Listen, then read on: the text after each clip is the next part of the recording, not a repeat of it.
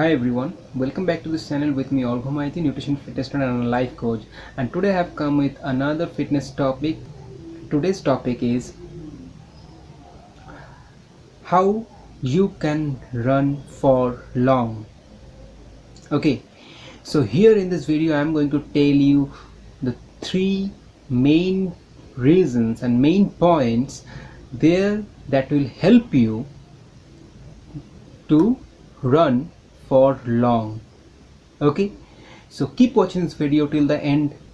So now let's the time to jump into the topic. So first point, we should increase our lungs capacity. Okay, because all we know that when we are running, our oxygen production plays a very vital role to get the good amount of energy during the time of running or any sort of athletic activity, any sort of exercises or any sort of activity that we are doing, right? So at the same time when we are running, that time if we want to run for long or even just to run for a couple of minutes, we need a amount of oxygen to get the energy, right? At the same time when we are talking about how we can run for long, so in this context this oxygen production plays a more vital role to give us the energy that we need for long, and therefore our lungs capacity that should be well enough fit to produce that amount of required oxygen during the time we are running for long hours, right? So in this context you have to increase your lungs capacity. Okay, so how you can improve? Definitely there are a couple of breathing exercises that you should follow up. Okay, and along with, I personally believe whatever the sort of activity that we used to do normally, we have to relate the things with our practically with that particular activity. So it means what I wanted to say is you should do that sort of breathing exercises, okay, to practice your breathing, so then your lungs capacity gets improved, lungs health gets improved. At the same time, if you have to also run side by side, you have to start practicing your running side by side and gradually increase your time and see how you can improve your oxygen production, your oxygen consumption as well, how your breathing oxygen consumption rate had been improved. Okay, so this is the way you can improve your lungs capacity. Okay, at the same time you have to be aware of, you should not be a smoker, you should not smoke any sort of cigarettes and all. Okay, also you have to aware of not to take much alcohol drinks. Okay, because if you take much smoking, alcohol, definitely that affects a lot in our lungs, and that time how much oxygen that it's producing on the time when you are running, that time if you be a good if you take a good amount of smoking, alcohols, and thereafter if you see after a month, definitely that same amount of oxygen, to produce that same amount of oxygen, that lungs needs to work more for that period of, for that point of time. Okay, so it means when you are not smoking, that time the amount of oxygen that lungs is producing, it's working in very general way. But at the same time after smoking, when your lungs gets bit damaged, that time it needs more effort to produce that same amount of oxygen. Okay, so therefore if you want to run for long, so definitely in that context you have to be aware of that you should not consume that smoke, you should not do those smokings and take those alcoholic drinks for continuous way, or even as much as possible you should be keep yourself out of that. Okay, so this is the first point. Now the second point is you have to improve your body composition, so body muscle mass composition.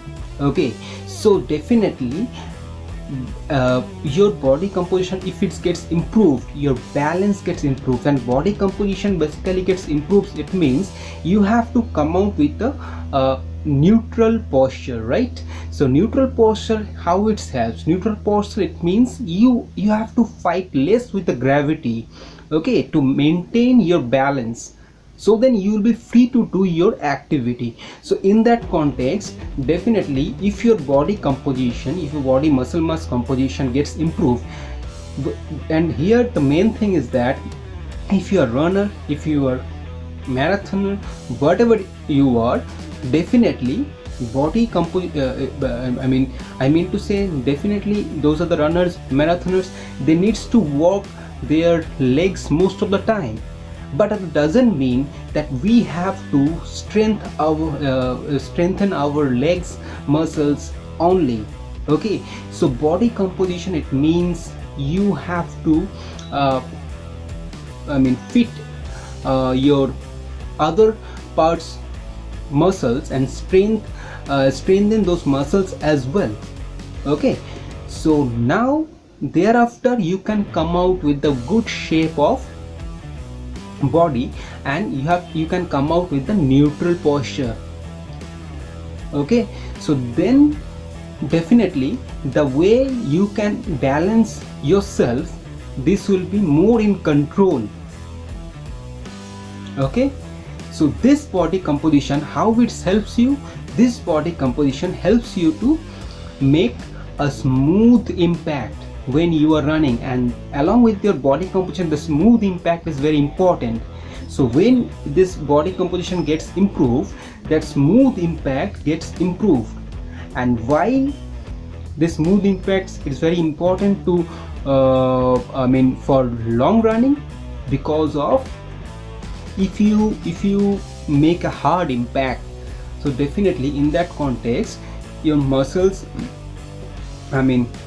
gets fatigued quickly. Okay, so in that point of time your impact should be smoother in the sense it should be wavery. It's like just wavery. Okay, I can make that point. It's like wavery, and definitely that should be on your balls. Okay, the balls of the feet. So it should be wavery, but should not like this. It should not be impacted hardly. Okay, it should be wavery. So as much as you can control this impact, you can run for long. At the same time, this control only will come when your body composition gets improved, and thereafter you are practicing this impact, so then it will get improved later on. Clear? So this is the point number 2. Now the third point is, when you are running for long, definitely you need a good amount of energy to run for long, right? So in that context, your body needs to be filled up with a good amount of energy, and that energy basically we get from that glycogen store, right? And also we can also get energy from fat and very less amount of from protein in emergency time, but basically we are getting from fat and carbs. Okay, but when I am talking here about that how you can run for long, so definitely you have to understand that at the beginning you are getting your energy from the fat, right? But at the same time, when you are continuing with your running, definitely your VO2 max gets increased, and thereafter your body start getting energy from carbs. Okay, so carbs, it means the glycogen store that we have, that all we know. So in that context, definitely you have to, replenish those glycogen stores in a continuous manner. So therefore, when you are running and when you want to run for long hours and hours, so definitely in that context you have to carry a bottle of water, and that should be not a isotonic drink and not a hypertonic drink. It's, I personally prefer, you should choose the isotonic drink, but that should be bit more with carbohydrate. Okay, bit more with carbohydrate than the level that isotonic drink should maintain. It means the 6 to 8% of carbohydrate used to add in isotonic drink. Okay, but in hypertonic it's more than 8%. So what I am talking about here, if you add around 7.5, okay, 7.5%, 7.5 or 8.5, like that, you should not exceed much in hypertonic. So I think that drink should be very much precise, or should be very much perfect for those runners or those athletes, those who want to run for long hours. Okay, and that drink needs to be there with them. Okay, and whenever it's required, you should take a sip after at the start.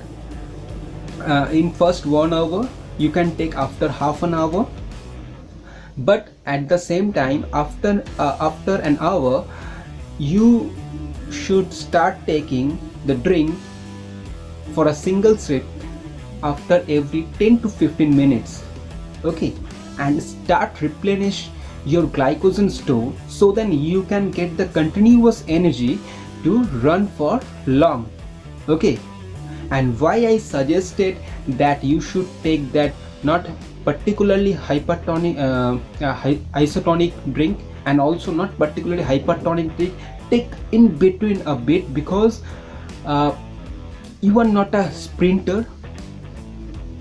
Being a runner, you are running for long, so definitely you are not a sprinter, you are not running so fast like a sprinter. So definitely you should, I don't prefer as a nutritionist that you should take that isotonic drink for that point of time when you want to run for long. Okay, your speed is not in that level like a sprinter.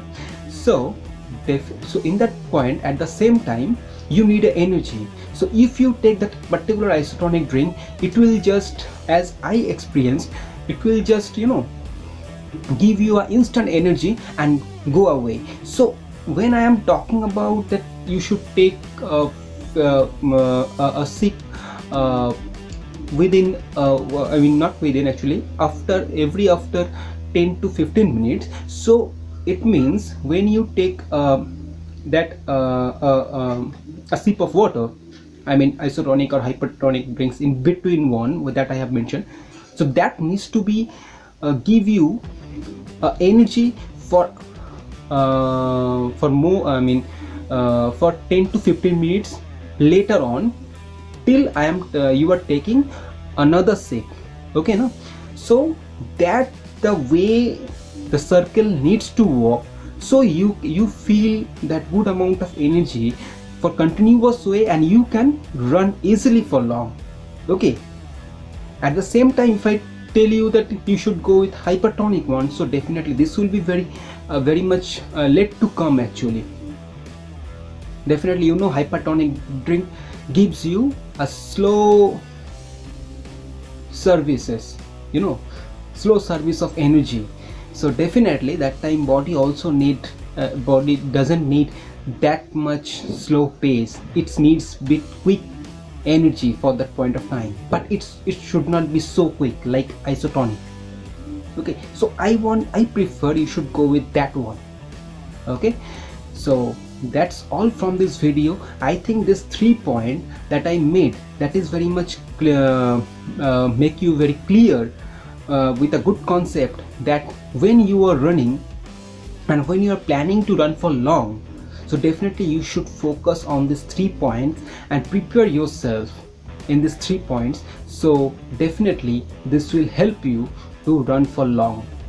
Okay, so that's all for now from this video. Hope you like the video. If you like the video, please do thumbs up, and also ask me whatever you want by commenting below. And that's all for now. So till the next one, stand in fear with confidence. Goodbye and see you in next video. Bye.